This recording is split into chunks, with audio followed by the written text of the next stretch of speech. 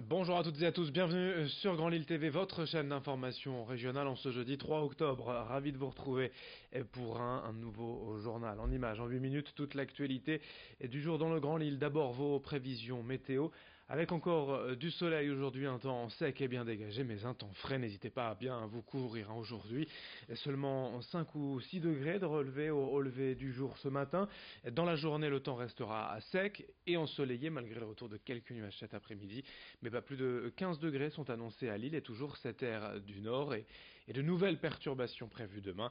Les prévisions météo, bien sûr, après ce journal.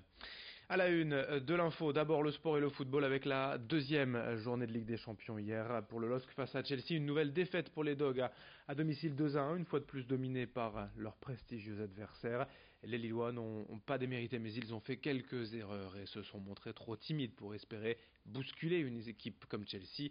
En première mi-temps, un mauvais alignement de la défense a permis aux Anglais d'ouvrir le score. Victor Osimhen a égalisé peu après, mais en seconde période, le LOSC n'a pas montré grand-chose et les Lillois ont finalement craqué à 10 minutes de la fin en encaissant un deuxième but par William. Hier en conférence de presse, l'entraîneur nordiste Christophe Galtier n'a pas caché sa déception et il sait tout ce qui sépare aujourd'hui son équipe du très haut niveau européen. On l'écoute, Christophe Galtier hier après la rencontre qui cherche tout de même un peu de positif au micro de Vincent Vieillard. J'ai trouvé que mes joueurs ont mis plus d'énergie et d'engagement dans le match. Ça c'est sûr, à l'inverse de l'Ajax où certes nous nous sommes créés beaucoup de situations, mais face à un adversaire qui ne ressemblait pas du tout à celui de ce soir. Mais ce soir, il fallait évidemment qu'il faut chercher à rivaliser dans tous les domaines, que ce soit l'aspect technico-tactique, sur un plan technique aussi, sur ce que j'avais demandé à l'équipe d'être dans le rythme, de mettre de l'intensité,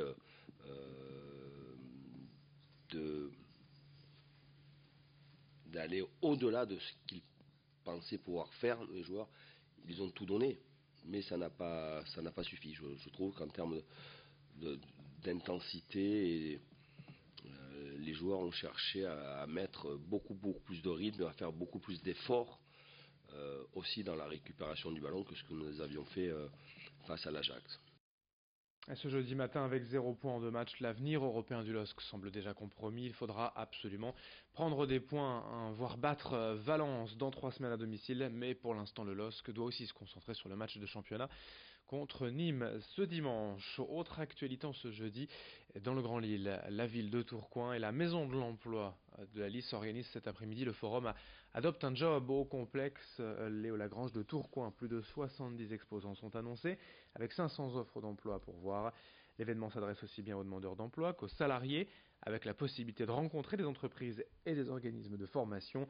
Divers stands et ateliers seront au programme avec des professionnels à la disposition des visiteurs pour actualiser ou adapter leur CV et les aider à valoriser leurs compétences lors d'entretiens. Explication au micro de Géry Jouot de Fer. Au niveau des candidats, on cherche surtout un savoir-être, avant tout avant d'un savoir-faire.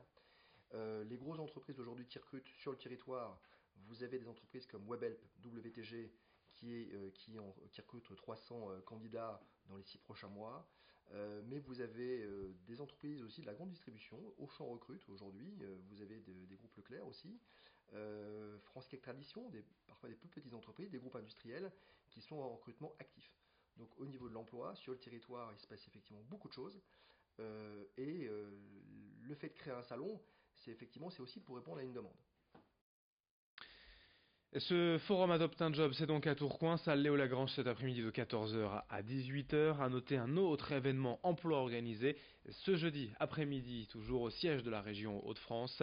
Les entreprises du BTP, des organismes de formation, seront présents pour rencontrer des demandeurs d'emploi, mais aussi des lycéens, voire des collégiens. Au programme des espaces découvertes des métiers et des formations du bâtiment, des tables rondes pour les jeunes et les chômeurs en présence des chefs d'entreprise, des salariés et d'apprentis, avec un job dating et une vingtaine de sociétés qui recrutent cet après-midi de 14h à 17h au siège de région à Lille.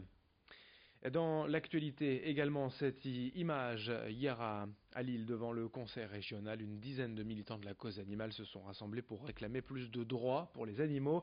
Ils ont ainsi bloqué symboliquement l'entrée du bâtiment durant quelques minutes. Une action pacifique de désobéissance civile qui s'inscrit dans un mouvement international pour la promotion d'une déclaration des droits des animaux nommée la loi de Rose. Ces militants veulent que les animaux soient libres, c'est-à-dire qu'ils ne soient pas la propriété d'autrui, qu'ils ne soient pas exploités, maltraités ou tués, qu'ils puissent avoir un foyer, un habitat ou un écosystème protégé. Explication complémentaire au micro de Rémi Desremeaux.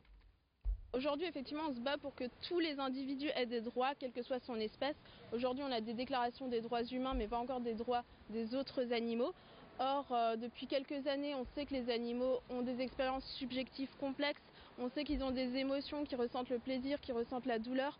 Donc, ils ont un intérêt à vivre et à ne pas souffrir, à ne pas subir des violences de la part des êtres humains.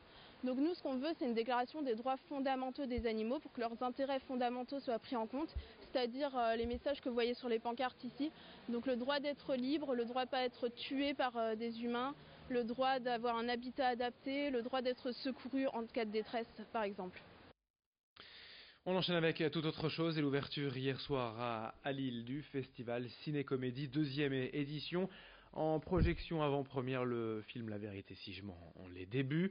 Ce soir, c'est une soirée 100% belge qui est annoncée avec notamment l'acteur François Damiens qui vient présenter son premier film Monquête, mais aussi, puisque l'on parle de cinéma comique belge, le film Dickeneck. Pour en parler, Jérémy Imbert, l'organisateur du festival hier lors de l'ouverture de Ciné-Comédie à la gare Saint-Sauveur.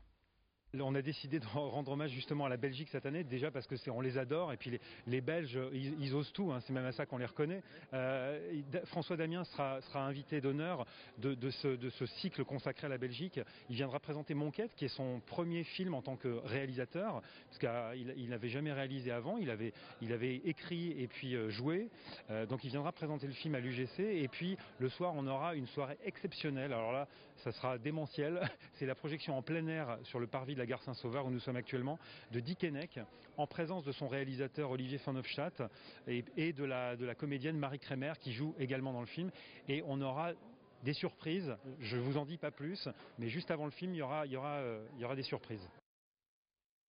Une toute dernière information pour terminer, le festival Pokémon Go a reçu un soutien de poids par la voix de la ville de Lille et de Martine Aubry. Des fans du jeu Pokémon Go veulent en effet organiser un événement mondial ici à Lille, le festival Pokémon Go. La ville de Lille semble intéressée et va soutenir la pétition de ses organisateurs. Plus d'infos forcément dans les jours à venir.